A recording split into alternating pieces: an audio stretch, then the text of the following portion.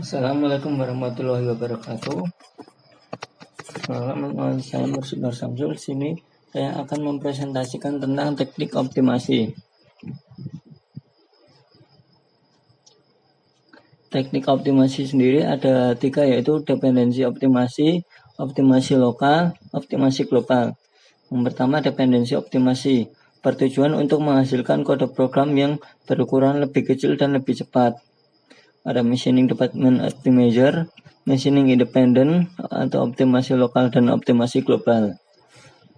Yang kedua, optimasi lokal. Optimasi lokal adalah optimasi yang dilakukan hanya pada satu blok dari shortcut dengan cara folding, itu mengganti konstanta atau inskripsi yang bisa dievaluasi pada saat compile time dengan nilai komputasinya. Misalnya, A sama dengan 2 plus 3 plus B.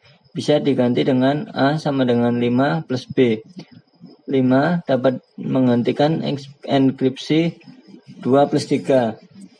Yang kedua, redundant subtraction elimination. Hasilnya digunakan lagi daripada dilakukan komputasi ulang. Contoh, A sama dengan B plus C. X sama dengan Y plus B plus C. Misalnya ada optimasi dalam sebuah iterasi. Loop unrolling itu mengganti suatu loop dengan menulis statement yang ada dalam loop ditulis beberapa kali. Karena sebuah iterasi pada implementasi ke level rendah memerlukan yang pertama, inisialisasi nilai awal pada loop dilakukan sekali pada saat permulaan eksekusi loop. Pengetesan apakah variabel loop telah mencapai kondisi terminasi.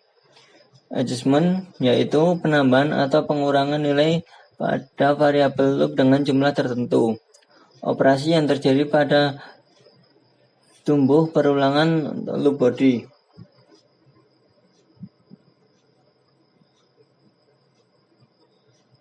Contoh, for i sama dengan 1 to 2 do, A sama dengan 0.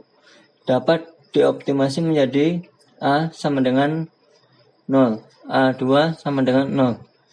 Frekuensi reduction atau pemindahan statement ke tempat yang lebih jarang dieksekusi. Contoh, for i sama dengan 1 to 10 do, begin X sama dengan 5, A sama dengan A plus 1, kemudian N. X sama dengan 5, for i 1 to 10 do, begins A sama dengan A plus 1 dan N. Misalnya strength reduction atau penggantian suatu operasi dengan operasi lain yang lebih cepat dieksekusi. Misalnya, pada komputer operasi perkalian memerlukan waktu eksekusi lebih banyak daripada operasi penjumlahan. Contoh lain, A sama dengan A plus 1 dapat digantikan dengan INC kurung buka A kurung tutup. Selanjutnya ada optimasi global. Optimasi global biasanya dilakukan dengan suatu graf terarah yang menunjukkan jalur yang mungkin selama dieksekusi program.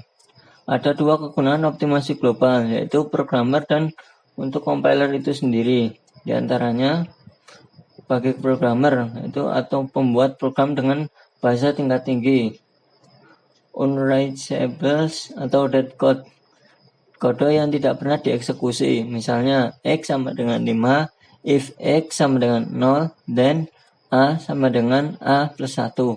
Instruksi A sama dengan A plus 1 tidak pernah dikerjakan karena kondisi X tidak pernah menjadi 0, sehingga memperlambat proses unsearch parameter yang tidak pernah digunakan dalam prosedur. Misalnya, dengan menggunakan bahasa Pascal, prosedur penjumlahan A, B, C integer beruntuk var X integer begins X sama dengan A plus B kemudian N. Parameter C tidak pernah digunakan sehingga tidak perlu diikut sertakan disebabkan karena prosedur penjumlahan C tidak pernah dikenakan suatu proses atau nilai. Yang selanjutnya ada usage variable atau variabel yang tidak pernah digunakan. Contohnya kita bisa lihat di sini. Program pendek var A, B, integer, begins, A sama dengan 5, kemudian N. Variabel B tidak pernah digunakan dalam manipulasi, sehingga tidak perlu untuk dideklarasikan. Selanjutnya ada variabel. Variabel yang dipakai tanpa nilai awal. Contoh, program awal, var A, B, integer, begins, A sama dengan 5. A sama dengan A plus B, kemudian N. Variabel B digunakan tetapi tidak memiliki harga awal. Selanjutnya bagi compiler, itu meningkatkan efisiensi eksekusi program, menghilangkan useless kode yang tidak terpakai. Tabel informasi, dua fungsi penting, yaitu untuk membantu pemeriksaan kebenaran semantik dari program sumber, untuk membantu dan mempermudah dalam pembuatan intermediate code dan proses pembangkitan kode. Secara umum, sebuah tabel simbol bisa memiliki elemen tabel sebagai berikut. Meskipun tidak semuanya dipergunakan oleh semua compiler, nomor urut identifier menentukan nomor urut pada tabel simbol. Yang kedua, nama identifier. Yang ketiga, tipe identifier. Yang keempat, objek time address. Yang kelima, dimensi dari identifier yang bersangkutan. Yang keenam, nomor baris variabel yang dideklarasikan. Yang ketujuh, nomor baris variabel yang direferensikan. Yang kedelapan, file link. Tabel informasi sampai implementasi. Ada beberapa jenis tabel informasi. Itu yang pertama ada tabel identifier, fungsi menampung semua identifier yang terdapat dalam program. Tabel array berfungsi menampung informasi tambahan untuk sebuah array. Tabel blok mencatat variabel yang ada pada blok yang sama. Tabel rel menyimpan tabel bernilai rel. Tabel display mencatat blok yang aktif. Tabel informasi identifier.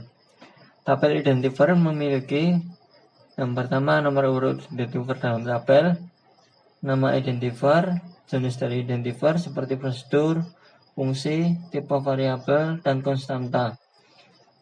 Kemudian ada tipe dari identifier yang bersangkutan seperti integer atau bilangan bulat, chars, boolean, array, record, file.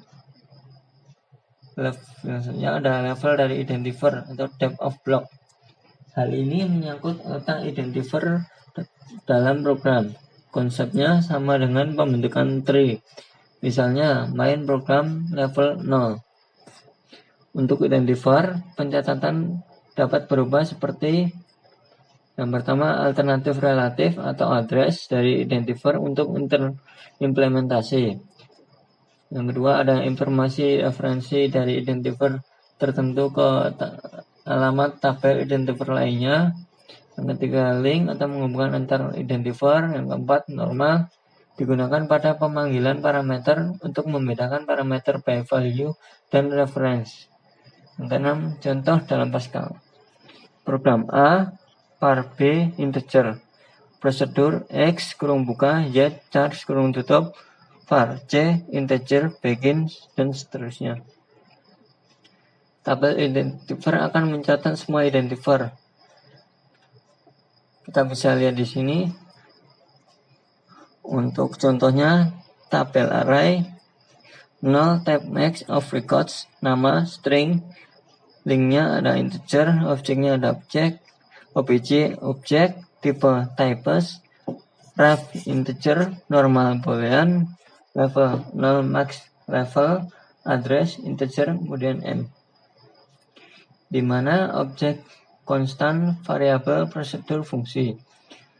Untuk tipe, no tipe, in, arrays, boolean, chars, array, records. Tabel informasi array. Tabel array dipergunakan untuk menyimpan informasi suatu identif yang bertipe array. Tabel ini memiliki file nomor urut suatu array dalam tabel. Tipe dari indeks array yang bersangkutan.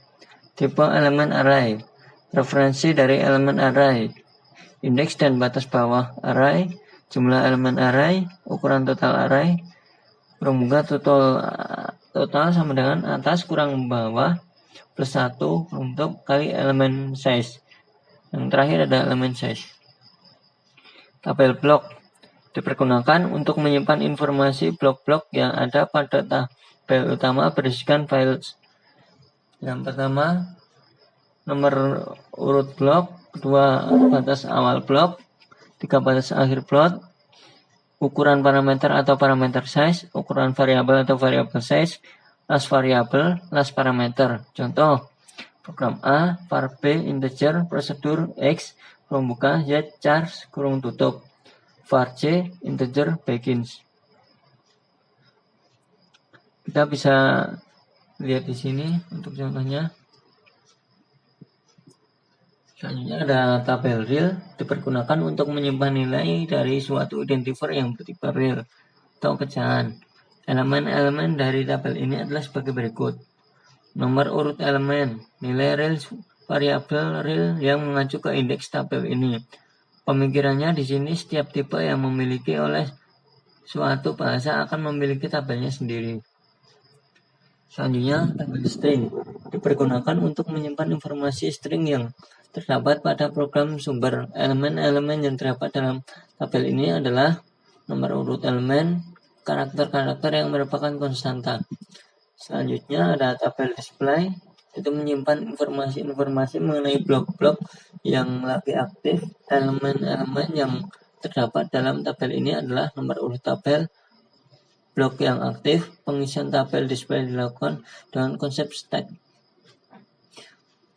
Demikian presentasi dari saya. Apabila terdapat kesalahan dalam pengetikan maupun pengucapan, saya mohon maaf. Terima kasih.